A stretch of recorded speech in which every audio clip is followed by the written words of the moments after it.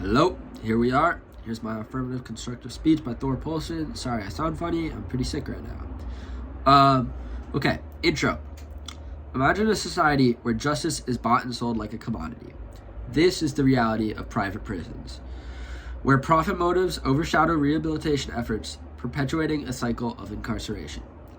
By abolishing private prisons, we can dismantle a system that prioritizes financial gain over the well-being of individuals. Join the movement to reshape our criminal justice system into one rooted in fairness and compassion, where every person has the opportunity to rebuild their lives and contribute positively to society. Together, let's advocate for change and create a future where justice truly serves the people, not corporate interests. Today, I advocate in favor of the proposition that abolishing private prisons is both a constitutional and moral imperative. I will demonstrate how private prisons perpetuate systematic injustices, undermine rehabilitation efforts, and prioritize profit over human dignity. Private prisons, which are operated by for-profit corporations, have been shown to contribute to the perpetuation of systematic injustices within the criminal justice system. Studies have revealed that these prisons disproportionately incarcerate marginalized communities, such as people of color and low-income individuals, leading to a cycle of inequality and discrimination. Additionally, the profit-driven nature of private prisons incentivizes cost-cutting measures that compromise the quality of rehabilitation programs and neglect the well-being of inmates. Issue 1. Harm. The harm caused by private prisons is complex. According to Craig and Pond Cummings, these institutions incentivize mass incarceration by prioritizing profit over rehabilitation. They quote, "Private prisons have vested interests in keeping their beds filled, leading to policies that favor longer sentences and harsher punishments. This profit-driven approach to incarceration perpetuates a cycle of punishment rather than focusing on true rehabilitation and reform.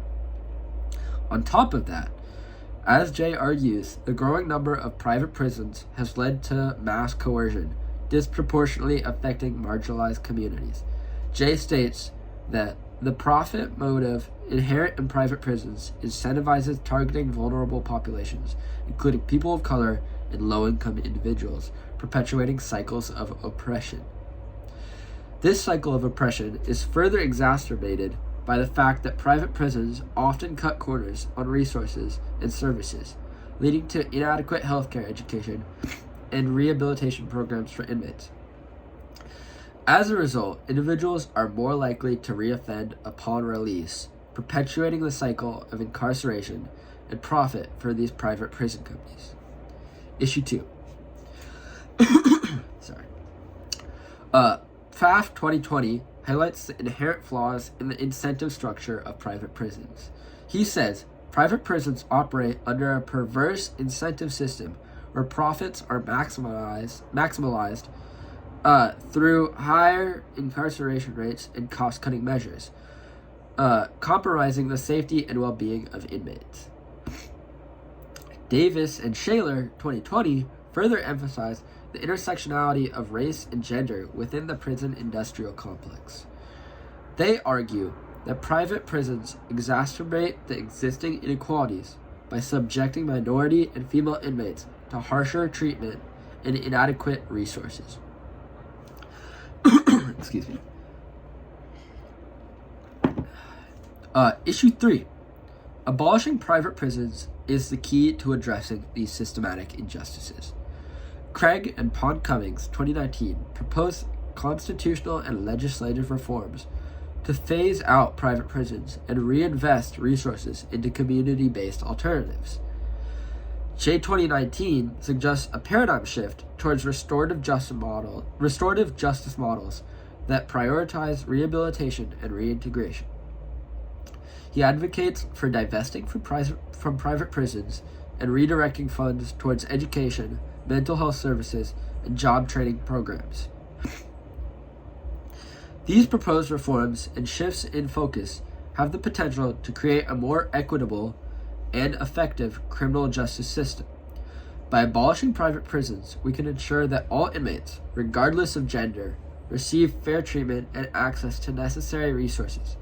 Additionally, investing in community-based alternatives and restorative justice models can help address the underlying issues that contribute to higher rates of recidivism and promote successful reintegration into society for inmates.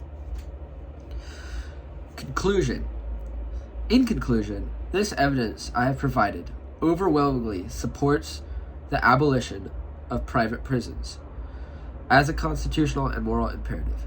By implementing the proposed reforms and shifting towards restorative justice models, society can address the root causes of crime and promote a more equitable and rehabilitative approach to criminal justice. This will not only contribute to reducing recidivism rates, but also foster safer communities that prioritize the well-being and success of all individuals. By dismantling profit-driven incarceration systems, we can begin to address the root causes of mass incarceration, promote rehabilitation, and advance social justice for all. Thank you, and that's my speech.